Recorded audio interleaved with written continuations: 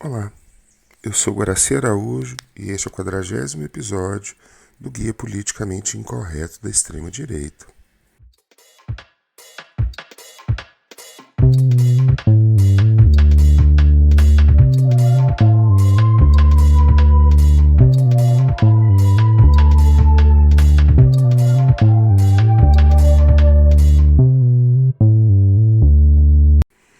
No guia de hoje, eu quero falar sobre as reações que figuras famosas, conhecidas, particularmente do campo da cultura, escritores, poetas, pintores, dramaturgos, etc., artistas e também pessoas das humanidades, como que essas pessoas reagiram ao surgimento, consolidação do nazifascismo, como que elas lidaram com isso. Eu creio que existem muitos casos que são exemplares, tanto em sentidos que a gente poderia dizer que são positivos, Um caso que eu considero exemplar, por exemplo, é do ator francês Jean Gabin, que liderou, foi um líder da resistência francesa à invasão nazista. Mas, infelizmente, nós temos figuras assim, nós temos também figuras que se permitiram uma aliança, uma proximidade, uma relação, e às vezes uma relação incomodamente muito próxima com o nazismo. Existem muitos casos que a gente poderia mencionar. Eu pensei em falar hoje do grande escritor francês, Louis-Ferdinand de Céline. Céline foi um importantíssimo escritor da literatura francesa. Ele introduziu na literatura francesa o uso de coloquialismos e até mesmo de palavrões. Ele tinha uma prosa marcantemente envolvente e era um escritor bem reconhecido na época em que a Alemanha nazista invadiu a França. Alguns escritores franceses desse período, não apenas Céline, se decidiram a aliar-se, aproximar-se, em resumo, decidiram-se a colaborar com o regime instituído pelo invasor nazista. Esses personagens ficaram conhecidos na França assim, justamente, como collabos, como colaboracionistas. E talvez o Céline tenha sido o mais drástico dos colaboracionistas. Na medida em que o nazismo foi definindo, consolidando sua posição de invasor, uma série de personagens na cultura francesa se aproximou claramente e, inclusive, assumiu a realização de tarefas a favor do invasor nazista.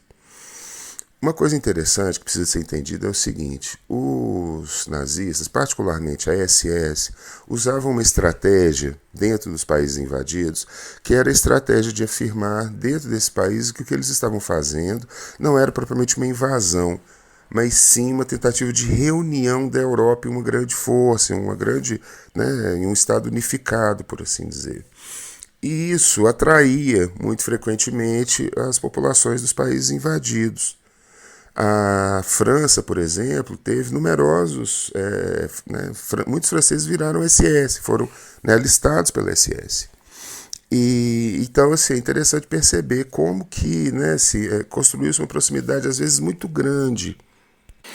O que é constrangedor no caso de Céline é que ele não apenas apresentou-se como colaborador, como, mais do que isso, ele ofereceu-se para exercer tarefas para o invasor nazista e, o que é mais incômodo, degradante até, é o fato de que Céline teria solicitado aos invasores nazistas a condução do processo relativo aos judeus dentro da França. Leia-se, afirmam os testemunhos, afirmam que Céline teria afirmado que ele seria capaz de exterminar os judeus da França com mais efetividade do que os nazistas.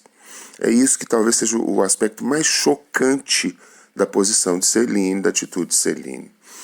Quando a Alemanha foi derrotada e a França foi livrada do invasor, uma parte desses colaboracionistas fugiu do território francês juntamente com os próprios nazistas, e o Céline fez parte disso.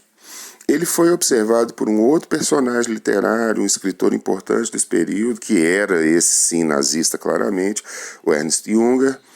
E o Ernst Junger fala dele que em regimes como este, né, assim, talvez as piores pessoas que apareçam são os bajuladores que propõem-se a fazer as coisas de forma ainda mais intensa, radical e megalômana do que aqueles que são os originais perpetradores de um regime.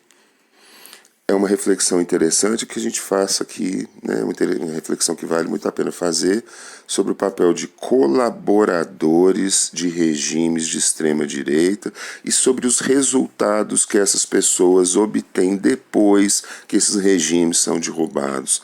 É um ponto interessante para reflexão, não acham? Bom dia.